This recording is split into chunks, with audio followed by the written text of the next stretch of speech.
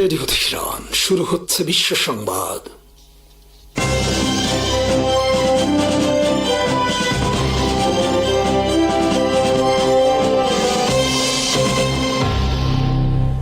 শুরুতেই সংবাদ শিরোনাম। আসসালামু আলাইকুম। কুয়েতের সবচেয়ে বড় তেল ট্যাঙ্কার জ্বলছে ইরানের হামলায়। যুক্তরাষ্ট্র বলেছে ইরান যুদ্ধের খরচ দিতে হবে আরবদের। ট্রাম্প বলেছেন তাদের শর্ত মেনে চুক্তি না করলে ইরানকে মাটির সাথে মিশিয়ে দেওয়া হবে। ফিলিস্তিনিদের মৃত্যুদণ্ডের আইন পাশ ইসরায়েলে। হোয়াইট হাউস বলেছে ইরান যুদ্ধ চলবে আরও 1 মাস। নেতানিয়াহু বলেছেন ইরান যুদ্ধ কবে শেষ হবে জানা নেই তার। হরমুজ প্রণালী দিয়ে চলাচলরত জাহাজ থেকে টোল আদায় করবে ইরান। ইরানের আত্মঘাতী শাহেদ ড্রোন আঘাত করেছে কুয়েতের সবচেয়ে বড় তেল ট্যাঙ্কার আল সালামিকে। রোববার সংযুক্ত আরব আমিরাতের দুবাই বন্দরে নোঙর করা অবস্থায় আক্রান্ত হয়েছে জাহাজটি।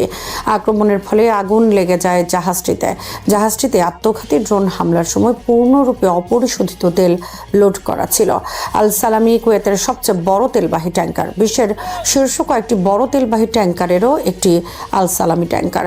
এর দৈর্ঘ্য 1092 ফিট, প্রস্থ 180 ফিট, তেল ধারণ ক্ষমতা 3,20,000 টন। 2011 সালে দক্ষিণ কোরিয়ায় নির্মিত হয়েছে দৈত্যাকারী জাহাজটি। 20 সালে তেল ট্যাঙ্কারে হামলার পর আগুন ধরায় সাগরে তেল ছড়িয়ে পড়া ও ভয়াবহ পরিবেশ বিপর্যয়ের আশঙ্কা দেখা দিয়েছে। কুয়েত ও সংযুক্ত আরব আমিরাত জানিয়েছে হামলার ফলে জাহাজের হাল ক্ষতিগ্রস্ত হয়েছে, তবে কোনো নাবিক নিহত হয়নি। কুয়েত পেট্রোলিয়াম কর্পোরেশন এই ঘটনাকে একটি নৃশংস ইরানি বিমান হামলা হিসেবে বর্ণনা করেছে এবং জানিয়েছে যে জাহাজটির কিছু ক্ষতি হলেও কোনো হতাহতের ঘটনা ঘটেনি। রয়টার্স জানিয়েছে আল সালামি ট্যাঙ্কারটির কুয়েত ও সৌদি আরব থেকে 20 লাখ ব্যারেল তেল নিয়ে চীনের জিংদাওয়ে যাওয়ার কথা ছিল। সৌদি আরব, সংযুক্ত আরব আমিরাত, বাহরাইন জানিয়েছে তারা ইরান থেকে ছুটে আসা মিসাইল ও ড্রোন প্রতিহত করেছে। ইসরায়েল সোমবার ধ্বংসাত্মক হামলা চালিয়েছে ইরানে। ইসরায়েল আর্মি জানিয়েছে ইরানের গুরুত্বপূর্ণ 170টি সরকারি স্থাপনায় হামলা চালানো হয়েছে, যা ইরান সরকারের হৃৎপিণ্ড হিসেবে পরিচিত। সোমবারের এই হামলার লক্ষ্য ছিল ইরানের সরকারকে সম্পূর্ণ পঙ্গু করে দেয়া। ইরানের সব গুরুত্বপূর্ণ প্রশাসনিক ভবন সহ সোমবার হামলা চালানো হয়েছে তাদের ড্রোন নির্মাণ কারখানায়। যুক্তরাষ্ট্রের প্রেসিডেন্ট ডোনাল্ড ট্রাম্প বলেছেন ইরান যদি তাদের শর্ত মেনে শান্তি চুক্তি না করে এবং হরমুজ প্রণালী খুলে না দেয় তাহলে ইরানকে মাটির সাথে মিশে দেওয়া হবে। ইরানের সমস্ত বিদ্যুৎ ও জ্বালানি অবকাঠামো এবং পানি শোধনাগার নিশ্চিহ্ন করে দেওয়া হবে।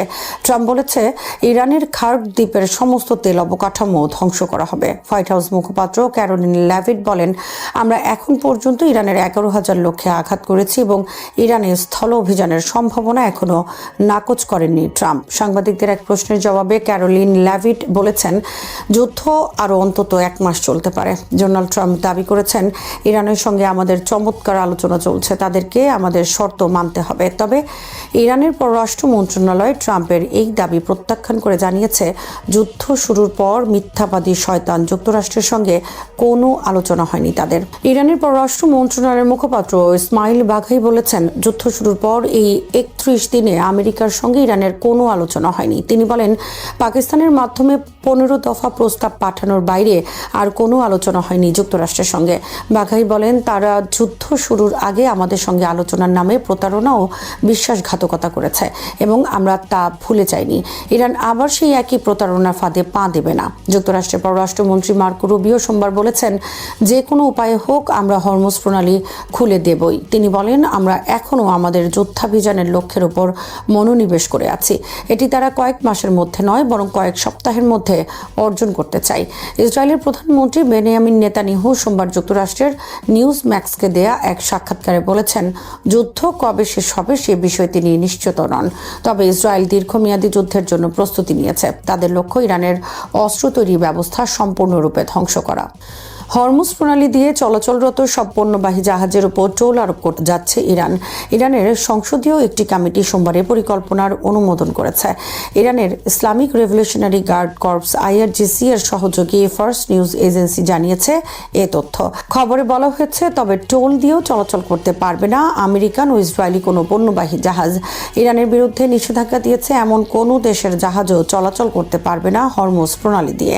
AFP নিউজ এজেন্সি জানিয়েছে ইরানের রাষ্ট্রীয় টেলিভিশনে নতুন ইটোল ব্যবস্থা ঘোষণা করা হয়েছে এবং বলা হয়েছে ইরান ওমানের সহযোগিতায় এটি বাস্তবায়ন করবে। বিশ্বের প্রায় 25% অপরিশোধিত তেল ইরান ও ওমানের মধ্যবর্তী এই গুরুত্বপূর্ণ নৌপথ দিয়ে চলাচল করে। এদিকে তেলের দাম বাড়ায় সোমবার বন্ধ হয়ে গেছে বিশ্ব স্টক এক্সচেঞ্জের রাজধানী ওয়াল স্ট্রিট। সোমবার কোনো লেনদেন হয়নি নিউ ইয়র্ক স্টক এক্সচেঞ্জে। তেলের দাম বাড়ায় যুক্তরাষ্ট্রের S&P 500, নাসডাক ও সহ জাপান, দক্ষিণ কোরিয়া সহ বিশ্বের সব বড় কোম্পানির শেয়ার মূল্যের ব্যাপক দরপতন ঘটেছে। যুক্তরাষ্ট্রের সোমবার প্রতি ব্যারেল অপরিশোধিত জ্বালানি তেলের দাম ছিল $116, যা যুদ্ধের আগে ছিল $65 থেকে $72। যুক্তরাষ্ট্র বলেছে ইরান যুদ্ধের খরচ দিতে হবে আরব দেশগুলোকে এবং এর পরিমাণ হতে পারে কয়েক ট্রিলিয়ন ডলার। হোয়াইট হাউস সোমবার এ ব্যাপারে ইঙ্গিত দিয়ে বলেছে প্রেসিডেন্ট ডোনাল্ড ট্রাম্প আরব দেশগুলোকে ইরানের বিরুদ্ধে যুক্তরাষ্ট্রের যুদ্ধের খরচ বহন করতে বলবেন।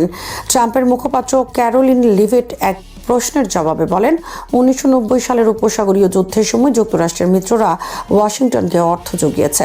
আমি মনে করি প্রেসিডেন্ট তাদের আগের মতোই এই কাজটি করতে আহ্বান জানাতে বেশ আগ্রহী হবেন। তবে এই বিষয়ে আমি এখনই কিছু বলবো না। তবে আমি জানি এই ভাবনাটি তার মাথায় আছে এবং এই বিষয়ে আপনারা তার কাছ থেকে আরও কিছু শুনবেন বলে আমার মনে হয়। যুক্তরাষ্ট্র ও ইসরায়েল তাদের মিত্র এবং আঞ্চলিক দেশগুলোকে জড়িত না করেই একতরফাভাবে ইরানের বিরুদ্ধে যুদ্ধ শুরু করেছে।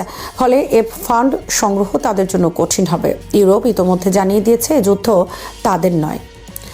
ইরানের পররাষ্ট্রমন্ত্রী আব্বাস আরাকচি সৌদি আরবের উদ্দেশ্যে বলেছেন, দেশটি থেকে মার্কিন সেনাদের সরানোর এটাই সময়। সামাজিক যোগাযোগ মাধ্যম এক্সে দেয়া এক পোস্টে আব্বাস আরাকচি কথা বলেন। পোস্টে তিনি বলেন, তার দেশ সৌদি আরবকে সম্মান করে এবং একটি ভ্রাতৃপ্রতিম দেশ হিসেবে বিবেচনা করে। ইরানের পররাষ্ট্রমন্ত্রী বলেন, আমরা কোনো আরব দেশে নয় বরং সেখানে থাকা মানবতার দুশমন আমেরিকার ঘাঁটিতে হামলা করেছি। ইসরায়েলি কারাগারে বন্দী ফিলিস্তিনিদের মৃত্যুদণ্ড দেওয়ার আইন পাশ করেছে ইসরায়েল। সোমবার দেশটির সংসদে এই আইন পাশ হয়েছে। নতুন আইন কার্যকর হলে 6 দশকের বেশি সময় পর দেশটিতে আবার মৃত্যুদণ্ড কার্যকর শুরু হতে পারে। জেরুজালেম পোস্ট জানিয়েছে, আইনটি পাশ হওয়া ইসরায়েলের কট্টর ডানপন্থীদের জন্য বড় বিজয়। কট্টর ডানপন্থী জাতীয় নিরাপত্তা মন্ত্রী ইতামার বেন গাভির ও তার দল উৎসমা ইহুদিদের উদ্যোগে বিলটি নেসেটে উত্থাপন করা হয়। তবে বিলটি নিয়ে নেসেটে তীব্র মতবিরোধ দেখা গেছে। বিরোধী দলীয় নেতা ইয়ার লাপিদ বলেন, এটি কোনো কার্যকর আইন নয় বরং রাজনৈতিক উদ্দেশ্যে আনা একটি পদক্ষেপ। একইভাবে বেনি গান্স ও বিলটির বিরোধিতা করেন। ইসরায়েলের ইতিহাসে এখন পর্যন্ত মাত্র 2 বার মৃত্যুদণ্ড কার্যকর হয়েছে। সর্বশেষ 1962 সালে নাৎসি কর্মকর্তা অ্যাডলফ আইকম্যানকে ফাঁসি দেয় ইসরায়েল। বোয়িং E-3 সেন্ট্রির মতো আধুনিক আকাশযুদ্ধের এমন কিছু প্ল্যাটফর্ম আছে যেগুলো নিজে বোমা ফেলে না, মিসাইল ছোড়ে না, কিন্তু পুরো যুদ্ধক্ষেত্রের ফলাফল নির্ধারণ করে দেয়। E-3 সেন্ট্রি সেই শ্রেণীর সবচেয়ে প্রভাবশালী বিমানগুলোর একটি। এটি মূলত একটি উড়ন্ত কমান্ড সেন্টার, একটি আকাশ ভিত্তিক নজরদারি নোড, একটি যুদ্ধক্ষেত্র ব্যবস্থাপনা প্ল্যাটফর্ম এবং একই সঙ্গে কৌশলগত সিদ্ধান্ত গ্রহণের কেন্দ্র। বাইরে থেকে এটি দেখতে একটি পরিবর্তিত বোয়িং 707 যাত্রীবাহী বিমানের মতো, কিন্তু এর মাথার উপর বসানো বিশাল গোলাকার রাডার ডোমি এটিকে পৃথিবীর সবচেয়ে পরিচিত আওয়াক্স বিমানে পরিণত করেছে। এই ডোমের ভেতরে থাকা রাডার সিস্টেম শত শত কিলোমিটার দূরের আকাশ সীমা পর্যবেক্ষণ করতে পারে, নিম্ন উচ্চতায় উড়া টার্গেট ধরতে পারে, মাঝারি ও উচ্চতার বিমান, ক্রুজ মিসাইল, ড্রোন এবং কখনো কখনো সমুদ্র পৃষ্ঠের নড়াচড়াও শনাক্ত করতে পারে। মার্কিন বিমান বাহিনীর তথ্য অনুযায়ী এর রাডার 250 মাইলেরও বেশি দূরত্বে নিম্ন উচ্চতার লক্ষ্য শনাক্ত করতে সক্ষম এবং আরও দূরে উচ্চ উচ্চতার লক্ষ্য ধরতে পারে। এই বিমানের মূল শক্তি কেবল রাডারে নয় বরং রাডার যোগাযোগ, ডেটা ফিউশন এবং যুদ্ধ নির্দেশনার সমন্বয়।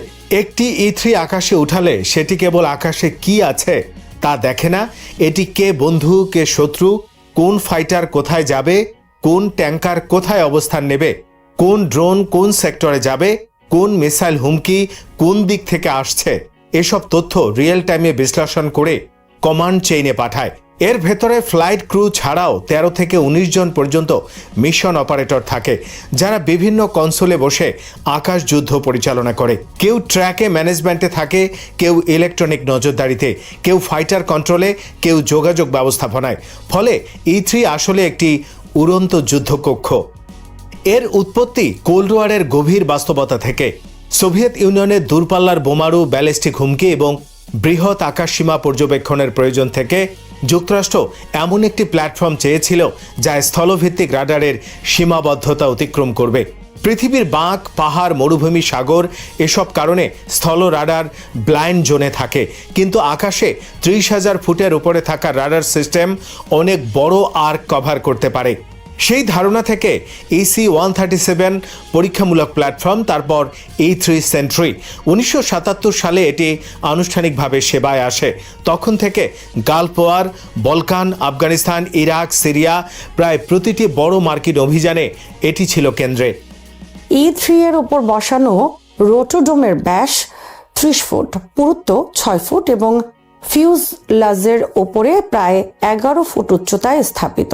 ডোমটি ঘুরতে থাকে, ফলে 360 ডিগ্রি সার্ভেইলেন্স সম্ভব হয়। এই ঘূর্ণনশীল রাডার একটি স্থির আকাশচিত্র দেয় না, বরং প্রতি ঘূর্ণনে যুদ্ধক্ষেত্রের আপডেটেড ইলেকট্রনিক মানচিত্র তৈরি করে। আকাশে শতাধিক ফাইটার, ড্রোন, ট্যাঙ্কার, পরিবহন বিমান, মিসাইল, এমনকি ফ্রেন্ডলি হোস্টাইল ইন্টারফেসের সব একসঙ্গে পরিচালনা করা হয় এখান থেকে।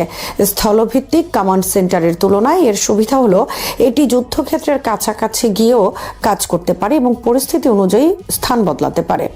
যুদ্ধক্ষেত্রে একটি বড় সমস্যা হলো পরিস্থিতি সম্পর্কে যথাযথ অবগত থাকা, কে কোথায় আছে তা জানা। আধুনিক যুদ্ধের সবচেয়ে বড় সুবিধা অস্ত্র নয়, তথ্য। E-3 সেই তথ্যের কেন্দ্র। একটি F-15 বা F-16 ফাইটিং ফ্যালকন ফাইটার নিজস্ব রাডারে যতটুকু দেখতে পারে, E-3 তার থেকে বহুগুণ বেশি দূর থেকে দেখতে পারে। ফলে ফাইটারগুলো নিজে রাডার চালু না করেও শত্রুর দিকে এগোতে পারে। এতে স্টেল সুবিধা না থাকলেও যান্ত্রিক নীরবতা বজায় রাখা যায়। অর্থাৎ E-3 দূর থেকে বলে দেয় কোথায় শত্রু, কত উচ্চতায়, কোন গতিতে, কোন থেকে আক্রমণ আসছে। মধ্যপ্রাচ্যে এই বিমানের গুরুত্ব আরও বেশি, কারণ এখানে একসঙ্গে বহু দেশের বিমান চলে। মার্কিন, সৌদি, কাতারি, UAE, কখনো জোট বাহিনী, কখনো সার্ভেইলেন্স ড্রোন, কখনো ট্যাঙ্কার। উপসাগরে আকাশ অত্যন্ত ব্যস্ত এবং জটিল। একটি ভুল শনাক্তকরণ বড় দুর্ঘটনা তৈরি করতে পারে। তাই E-3 আকাশে থাকলে পুরো আকাশচিত্র সুবিন্যস্ত থাকে। এই কারণে পারস্য উপসাগর, ইরাক, সিরিয়া, লোহিত সাগর সব জায়গায় মার্কিন সেন্টকম E-3 মোতায়েন করে। বর্তমানে মার্কিন বহরে এই বিমানের সংখ্যা খুবই সীমিত। একসময় 30টির বেশি থাকলেও এখন এর কার্যকর বহর নেমে এসেছে প্রায় 16টির কাছাকাছি, এবং সেগুলোরও সবসময় সব বিমান ব্যবহার উপযোগী থাকে না। পুরনো বোয়িং 707 বায়ু কাঠামো, TF-33 ইঞ্জিন, রক্ষণাবেক্ষণের জটিলতা সব মিলিয়ে এগুলো বয়সজনিত চাপে রয়েছে। ফলে একটি বিমান হারানো মানে কেবল একটি বিমান ব্যবস্থা হারানো নয়, কর্মপন্থার সকল কৌশল ভেঙে যাওয়া। সৌদি আরবের প্রিন্স সুলতান এয়ারবেজে সম্প্রতি একটি E-3 গুরুতরভাবে ক্ষতিগ্রস্ত হয়েছে বলে একাধিক আন্তর্জাতিক সূত্র জানিয়েছে। মার্কিন ও আরব কর্মকর্তাদের উদ্ধৃত করে বলা হয়েছে, ক্ষেপণাস্ত্র ও ড্রোন হামলায় বিমানটি মারাত্মকভাবে ক্ষতিগ্রস্ত হয়েছে। কিছু ছবিতে দেখা গেছে রোটোডোম ভেঙে পড়েছে এবং বিমানের পেছনের অংশ মারাত্মকভাবে আঘাতপ্রাপ্ত। মার্কিন কর্তৃপক্ষ প্রথমে ড্যামেজড শব্দ ব্যবহার করলেও বিশ্লেষকদের অনেকে বলছেন এটি সম্ভবত অপারেশনাল রাইট অফ বা ব্যবহার অযোগ্য হতে পারে। যদি বাস্তবে বিমানটি সম্পূর্ণভাবে ব্যবহার অনুপযোগী হয় তাহলে এর কৌশলগত প্রভাব বহুমাত্রিক। প্রথমত, গালফের আকাশ নিয়ন্ত্রণ ব্যবস্থায় চরম অব্যবস্থাপনা তৈরি হতে পারে। E-3 একটানা বহু ঘন্টা আকাশে থাকতে পারে, পুনঃজ্বালানি নিলে আরও দীর্ঘ সময় আকাশে থাকতে পারে। একটি বিমান বাদ পড়লেও পুরো সিস্টেম বদলে যায়। একই কাভারেজ বজায় রাখতে অন্য বিমানের উপর অতিরিক্ত চাপ পড়ে, ফলে রক্ষণাবেক্ষণের ব্যবধান কমে, কর্মীদের পরিশ্রম বাড়ে এবং আউটপুট কমে যায়। দ্বিতীয়ত, ট্যাঙ্কার কোঅর্ডিনেশন ক্ষতিগ্রস্ত হবে। গালফ অঞ্চলে ট্যাঙ্কার ছাড়া মার্কিন ফাইটার অপারেশন কল্পনাই করা যায় না। দূরপাল্লা CAP mission, interception, escort, strike সব ট্যাঙ্কারের উপর নির্ভরশীল। E-3 অনেক সময় ট্যাঙ্কারের ট্র্যাক চালাতে সাহায্য করে। কোন ফাইটার কখন রিফুয়েল করবে, কোন করিডোর খালি আছে, এসব পরিচালনায় অ্যাওয়াক্স বড় ভূমিকা রাখে। তৃতীয়ত, মিসাইল ওয়ার্নিং আর্কিটেকচার দুর্বল হয়। যদিও মার্কিনীদের satellite warning, HS radar, Patriot THAAD আছে, তবুও airborne radar moving low altitude threat ধরতে বাড়তি সুবিধা দেয়। বিশেষত ক্রুজ মিসাইল ও লো ফ্লাইং ড্রোন ডিটেকশনের জন্য এয়ারবর্ন পার্সপেক্টিভ গুরুত্বপূর্ণ। চতুর্থত, সাইকোলজিক্যাল এফেক্ট। যুদ্ধক্ষেত্রে রেয়ার হাই ভ্যালু অ্যাসেট আঘাত পাওয়া মানে প্রতিপক্ষ দেখিয়ে দিল যে রেয়ার এরিয়া সেফ নয়। যদি ফরওয়ার্ড বেজে পার্কিং অবস্থায় E3 ক্ষতিগ্রস্ত হয়, তবে প্রশ্ন ওঠে এটি কেন সুরক্ষিত শেল্টার পেল না। পঞ্চমত, কমান্ড টেম্পো কমে যায়। অ্যাওয়াক্স না থাকলে ফাইটার্স বেশি অটোনোমাস মুডে যেতে হয়, এতে ব্যবস্থাপনার জটিলতা বাড়ে। বড় স্ট্রাইক প্যাকেজ পরিচালনায় সেন্ট্রালাইজড এয়ারবর্ন কন্ট্রোলার না থাকলে যৌথ অপারেশনাল যোগ্যতা কমে যায়। মার্কিন বাহিনী অবশ্য বিকল্পহীন নয়। তাদের কাছে বোয়িং E7 ওয়েজটেইল ভবিষ্যৎ রিপ্লেসমেন্ট হিসেবে আসছে, কিন্তু তা এখনও পূর্ণ অপারেশনাল হয়নি। E7 এর উৎপাদন ঘাটতি রয়েছে এবং প্রতি ইউনিটের খরচ $700 মিলিয়ন বেশি হতে পারে। ফলে এখনই E3 ক্ষতিপূরণ করা কঠিন। তবে কথা নিঃসন্দেহে বলা যায়, ইরানের এই সফল অভিযানে মার্কিন বাহিনীকে যথেষ্ট মূল্য দিতে হয়েছে। আমরা যুদ্ধ শুরু করব না, তবে যে কোনো আগ্রাসন মোকাবেলা করার মতো প্রবল শক্তি আমাদের রয়েছে। ঠিক 1 বছর আগে এই ঘোষণা দিয়েছিলেন ইরানি সামরিক কমান্ডার হোসেন সালামি। এর মাত্র কয়েক মাস পরেই ইসরায়েলি বিমান হামলায় নিহত হন তিনি। সালামির মতো আরও অনেক ইরানি কমান্ডার এই যুদ্ধে নিহত হয়েছে। ধারণা করা হয়েছিল প্রথম সারির সেনা কর্মকর্তা ও রাজনৈতিক নেতাদের হত্যার পর ইরানের যুদ্ধ হয়তো থেমে যাবে। পশ্চিমারা ধারণা করেছিল ইরান নিজ থেকে আলোচনার টেবিলে আসবে, কিন্তু তা তো হয়নি, বরং ইরান যুদ্ধ প্রলম্বিত করার পথে এগিয়ে যাচ্ছে। ইরানের যুদ্ধ কৌশলকে প্রচলিত আঞ্চলিক প্রতিরক্ষার চেয়ে বরং ফরওয়ার্ড ডিফেন্স বা অগ্রবর্তী প্রতিরক্ষার একটি স্তর বিন্যস্ত ব্যবস্থা হিসেবে দেখতে হবে। তেহরান তাদের মূল ভূখণ্ড থেকে চূড়ান্ত লড়াইকে দূরে রাখার চেষ্টা করেছে। এজন্য তারা বিদেশে বহু মিত্র বা অরাষ্ট্রীয় গোষ্ঠী, যাকে আমরা বলি নন স্টেট অ্যাক্টরসকে সমর্থন দিয়ে আসছে। এর সাথে ইরানের যুদ্ধ কৌশলের প্রধান শক্তি হচ্ছে দূরপাল্লার ক্ষেপণাস্ত্র এবং ওয়ান ওয়ে অ্যাটাক ড্রোন। দেশের অভ্যন্তরে আছে দ্বৈত সামরিক প্রতিষ্ঠান। পারমাণবিক অস্ত্র না থাকলেও এর ছায়া বা প্রচ্ছন্ন হুমকি দেওয়ার মতো সক্ষমতা ইরানের রয়েছে। মার্কিন ইসরায়েলি অভিযান ইরানি সামরিক শক্তির সক্ষমতা এবং দুর্বলতা উভয়কে স্পষ্ট করে তুলেছে। ইরানকে স্তব্ধ করা যে কতটা কঠিন তা অনেকের ধারণার মধ্যেও ছিল না। 1 মাসের যুদ্ধে তা প্রমাণিত হয়েছে। তবে একটি বিষয়, ইরানি নেতারা যে দাবি করতেন তাদের আকাশে বিদেশি বিমান ধ্বংস করে দেয়া হবে বা আকাশে নিয়ন্ত্রণ প্রতিষ্ঠা করতে পারবে না, এমন দাবির সত্যতা মেলেনি। বাস্তবতা হচ্ছে প্রথম সারির বিমান অভিযান প্রতিহত করার ক্ষমতা ইরানের অনেক কম। ইরানের যুদ্ধ কৌশল এখন তার সীমার চূড়ান্ত পরীক্ষায় অবতীর্ণ। ইরানের যে সেনাবাহিনী ও যুদ্ধের মডেল তা গড়ে উঠেছিল 1980-88 সালের ইরান ইরাক যুদ্ধের সময়। প্রবল চাপের মুখে ইসলামিক বিপ্লবী গার্ড হালকা পদাতিক বাহিনী গড়ে তোলে, অনুপ্রবেশ করার ক্ষমতা অর্জন করে। সেনাবাহিনীকে বিকেন্দ্রীকরণ করা হয়, সেনাদের মধ্যে শাহাদাতের সংস্কৃতি এবং পরবর্তীতে নৌ ঝাঁক কৌশলে প্রাতিষ্ঠানিক রূপ দেওয়া হয়। ইরানের যুদ্ধের বিন্যাস বা অর্ডার অফ ব্যাটেল এখনও ইরান ইরাক যুদ্ধের সেই ট্রমার প্রতিফলন দেখা যায়। নিয়মিত ইরানি সেনাবাহিনী, যা আর্তেশ নামে পরিচিত, তারা প্রচলিত স্থল, নৌ, বিমান এবং বিমান প্রতিরক্ষা শাখা পরিচালনা করে। এর সমান্তরালে দাঁড়িয়ে আছে ইসলামিক রেভলিউশনারি গার্ড কোর বা IRGC। অন্যদিকে বাসিস আধা সামরিক সংস্থাটি গণসংহতি এবং অভ্যন্তরীণ নিরাপত্তা নিশ্চিত করে। আর্তেশ হল রাষ্ট্রের প্রচলিত ঢাল আর IRGC হল শাসনের তলোয়ার। এর আওতায় আছে ক্ষেপণাস্ত্র শাখা, বৈদেশিক অভিযানের সংগঠক এবং রাজনৈতিক সিদ্ধান্ত নেয়ার ক্ষেত্রে ভূমিকা রাখার ক্ষমতা। বাসিসকে কোনো উন্নত সম্মিলিত বাহিনী হিসাবে ভাবা ভুল হবে। এটি মূলত সংহতি, এলাকা নিয়ন্ত্রণ এবং আদর্শিক প্রয়োগের একটি সহায়ক বাহিনী। এর সংখ্যা ও প্রভাব থাকলেও নিজস্ব কোনো বিমান বা গোলন্দাজ ইউনিট নেই। ইরানের প্রতিরক্ষা বাহিনীর এই বিকেন্দ্রীকরণ দেশটির একটি বড় শক্তি। কয়েক দশক ধরে ইসলামী বিপ্লবী সরকার এই বাহিনীগুলোর সমন্বয়ে দেশ পরিচালনা করে আসছে। একইভাবে সামরিক শক্তি সম্প্রসারিত করেছে, নিজস্ব প্রতিরক্ষা ব্যবস্থা গড়ে তুলতে সক্ষম হয়েছে। প্রতিটি বাহিনীর মধ্যে পারস্পরিক বিরোধের কোনো খবর তেমন পাওয়া যায় না।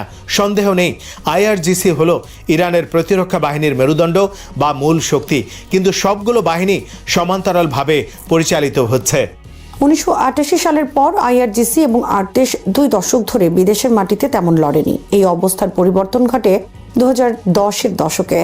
সিরিয়া ও ইরাকে এই বাহিনীর অনেক সদস্যকে মোতায়েন করা হয়। সিরিয়া এবং ইরাকে থাকা সদস্যরা ইরানকে শহুরে যুদ্ধ এবং মিলিশিয়া সমন্বয়ের কৌশল শেখায়, কিন্তু তারা F-35 যুদ্ধবিমান, স্ট্যান্ড অফ অস্ত্র ইলেকট্রনিক প্রযুক্তি দিয়ে আঘাত কিংবা B-2 বোমারু বিমানের গভীর অনুপ্রবেশমূলক হামলার জন্য প্রস্তুত ছিল না।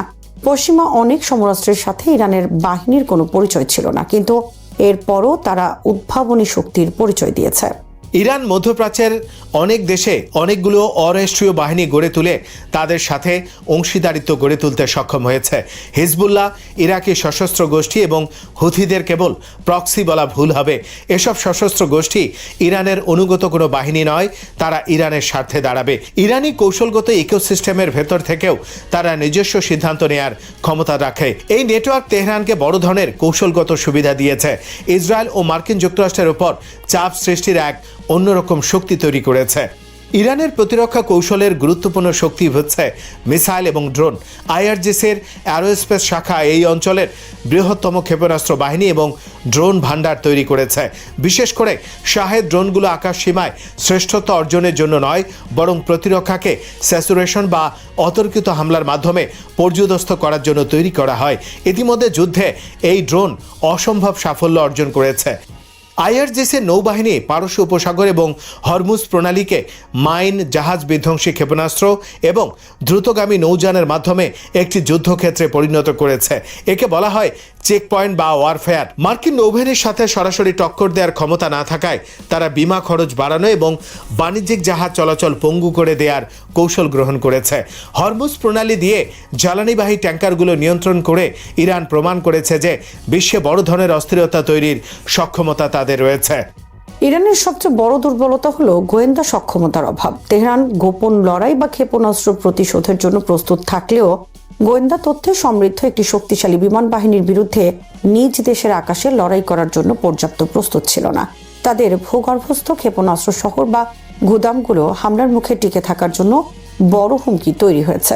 গভীর অনুপ্রবেশকারী বোমা যেমন GBU-57 সব গুদাম ধ্বংস করতে না পারলেও সেগুলোর প্রবেশপথ, বিদ্যুৎ সংযোগ এবং উৎক্ষেপণ ক্ষমতা নষ্ট করে দিতে পারে। ইরানের শহরগুলোতে অব্যাহত বোমা হামলার পরও দেশটি ভেঙে পড়েনি। 2001 সালে তালেবানরা 1 মাসে কাবুল হারিয়েছিল। 2003 সালে সাদ্দাম হোসেন 3 সপ্তাহে বাগদাদ হারিয়েছিলেন।